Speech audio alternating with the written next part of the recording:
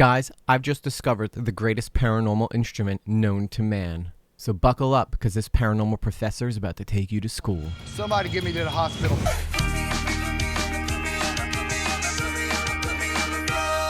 What's up, guys? My name's EJ Lately, so listen, alright? It's Halloween, it's spooky season, so I wanted to bless you guys with a spooky video. Not only just a spooky video, but a video that will leave you speechless. The amount of science and the amount of evidence that we gather in this video is unlike anything you've seen before. This is proof that ghosts are real. Enter Jeremy.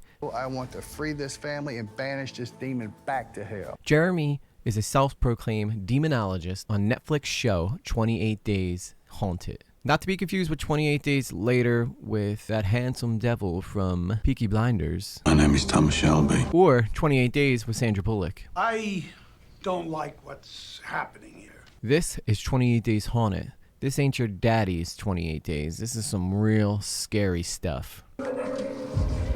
Never come back here. Yeah. Yes, got it.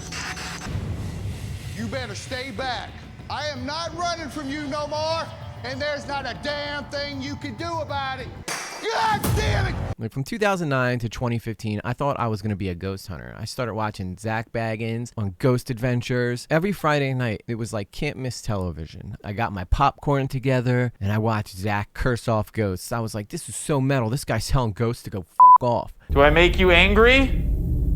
Do I make you angry? How metal is that? Now, full transparency, I was on drugs during that time, so I wasn't really doing much of anything. Friday nights were great to sit down. Plus, I thought I was going to die soon, so maybe I was trying to just make sure that I had a ghost life to go to after I was dead. Yeah, sorry, that's dark, but it's the truth. And of course, we're in Halloween season, so I figure, let's take a step away from all the other craziness and approach something that's more in the theme of Halloween crazy. But Jeremy fancies himself quite the entrepreneur and inventor when it comes to ghost hunting. The self-proclaimed demonologist, which is a fancy name for someone who looks up a lot of demons and can tell you about different ones, has created something that science can't even really comprehend. So I want to use the God helmet, a tool that I've used in the past. The God helmet, ladies and gentlemen. First off, I gotta say, the name's friggin' sweet. Secondly, it's a Thanos helmet. Literally, look at this thing right here, right? This is literally the helmet that Thanos wears in Marvel, which just makes this all the funnier. So this guy clearly thinks that he's Thanos. He's gonna Thanos on these ghosts right here. Okay, enough jokes. Let's find out the science behind this helmet. So the way the helmet works is, it allows Jeremy to tap into certain signals that mediums usually have naturally, giving him kind of like a technological Iron Man approach to being able to contact spirits. So it works sort of like a switchboard. So when you have spirits talking to you, apparently, it's hard to determine which spirit you're talking to. So what this does is it allows Jeremy to switch through which spirits he's talking to. I would love to know how he decided that this is how this thing works. Because it sounds like it's just a guy who just connected a whole bunch of wires to a helmet and said, hey, this is going to work. But this is going by what the show says. In short, this helmet allows Jeremy to become a psychic medium. Does it work? Fuck if I know. But let's see how it goes. However, it is a very powerful tool to use, and especially in this situation. A very powerful tool indeed. He says he's used this thing before, so what could go wrong, right? Right? Let's get this over with. God help me. I don't think Jeremy's very confident about this tool. I mean, he built it, right? It should work. Why is he so afraid? You can't breathe. Brandy, please watch me. So he's already saying he can't breathe, and he hasn't even put the helmet on, and he's begging his partner to watch him. You don't have to do this, Jeremy. You don't have to. I'm just saying. Right, so the moment of truth, Jeremy finally puts the helmet on, and immediately he's getting blasted in the face with purple lights. Like, you don't necessarily have to have epilepsy for a seizure to take place from lights flickering in your face. Now, I can't imagine that's good for your eyes. Brandy, you watch my ass, okay? Jeremy asked his partner to watch his ass, and I honestly don't even know what that would look like. How does she save him if he's under a spirit attack? Can she summon the power of Christ to protect him? I don't understand. How do you watch someone's ass from a ghost hunt? I wonder if she has like the power to like summon up all this energy and hit him with a holy Hadouken, Be like, Hadouken Christ, amen. Could happen. We got this God helmet. Why couldn't it happen? I gotcha. Okay, so now Jeremy's sitting Indian style on the ground like he's 5 years old. Why? He's got these purple lights blasting in his eyeballs, and his partner only just keeps saying, I gotcha. How do you got him? Like, I don't understand. How are you part of this at all? You're just standing there giving him moral support while he's losing his vision? Like, that's the only thing I could see taking place here. I'm feeling something. It's cold. It's very cold. Jeremy starts to complain that it's cold, and I think that's just because he's slowly dying from this helmet. I think this helmet is slowly killing his brain, or it's sending signals to him that are just like, dude, what is going on? What are you doing to our brain cells right now? We are losing so many. We need to stop whatever this is going on. This is my lights in my face. I don't have a God helmet. I wish I did, though. That'd be awesome. Back. You better stay back. So clearly, this God helmet thing was the cinematic climax of this whole entire 28 days. Or else he would have worn it on night 1 or night 2 to try to contact with spirits. So on cue, Jeremy starts to see things. Are they spirits? Probably not. Eyes are playing tricks on him because he's getting blinded by purple lights? Probably. So now he's starting to see things and he's like, get back, get back. You don't know me like that. That's ludicrous. But it doesn't surprise me that Jeremy's starting to see things. I mean, take a strobe light, blast it in your face, and tell me you don't see spots for like the next half hour. All right, that's all that's happening right here. Jeremy is seeing things, and Jeremy, being the gullible guy he is, starts to react to them. Gonna face this way. Oh, I can turn my back to whatever that is. Okay, so if your whole point of this show is to connect with ghosts, right, and to capture them as evidence, why would you turn away from the first spirit you see? Now, granted, I know it might not be the spirit he wants to see, but if you could capture some real evidence of any kind of spirit in this world, wouldn't you not want to turn away from it? It's the one thing I love about all of these ghost hunting shows. The minute they actually find something that is scary, everybody just runs, right? Instead of staying and documenting it and actually maybe getting something that could be considered evidence, which I'm going to be honest, I don't really believe in ghosts. I know, heartbreaking news, but that's my opinion. I'm a skeptic. What can I say? Maybe I'm just a little realist. But if I had evidence of a real ghost in my midst, I would stand there and take the video, because being the first person killed by a ghost, that alone would be worth the fight, right? It'd be worth staying. But no, not old Jeremy. Jeremy's got to turn his back to the ghost because, you know, God forbid there's anything that we actually get that could be considered some sort of paranormal evidence take place during this show. Oh, shit. What did you do? All right, now Jeremy, it's time for him to start playing up for the cameras, all right? You don't put the God helmet on and take the shots to the face if you ain't gonna sell something, am I right? Or else they would just edit this out of the whole video. So he starts saying, what did you do? Like, as though like your dog pooped on the floor. And he's like, I know something now. I've uncovered it. The God helmet has spoken to me and told me the secrets of this place. Which, again, is just a storefront. Like Madison Dry Goods. Doesn't really sound like Penhurst Asylum or something that has some real scare to it. We're at Madison Dry Goods fighting a ghost with a God helmet on. How do you end up here in your life? What in your life leads you to sitting on the floor of Madison Dry Goods with strobe lights blinding in your face, wearing a Thanos helmet, fighting ghosts? You can't make this shit up. What did you do? So now he's saying, what did you do? Like, he's found the spirit. God knows that he's not going to put this helmet on and sell all this stuff without uncovering some new information to give to the show to help extend the plot. Either that, or he's sitting there wondering why the hell he's sitting here wearing this helmet. He could easily be talking to himself. What did you do? Why are you sitting on the floor of Madison Dry Goods in a Thanos helmet going blind for a TV show? This is where things are going to really start to get interesting now. Like, as if it wasn't crazy enough, we're about to go down Crazy Town Express lane here. I'm feeling surrounded.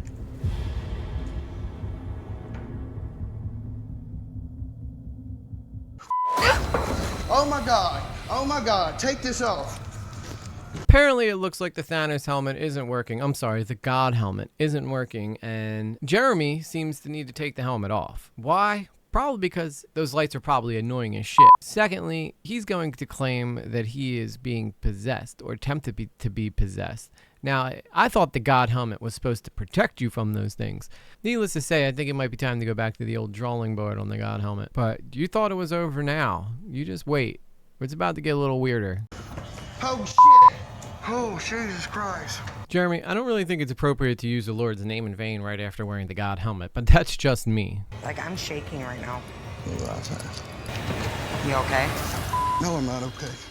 So Jeremy's partner says, hey, are you okay? And Jeremy basically tells her to go fuck off, which not very nice because she's been sitting there like being very supportive of him the whole time he's wearing this silly ass helmet. So this is where things start to get interesting. So Jeremy's about to go into having a health emergency. Now, I don't know if something actually happens to Jeremy or not, but he's going to end up going to the hospital. And I think that serves him right for wearing that ridiculous ass helmet. I would like to add, E.G. lately doesn't condone violence of any kind and wishes no harm on anyone.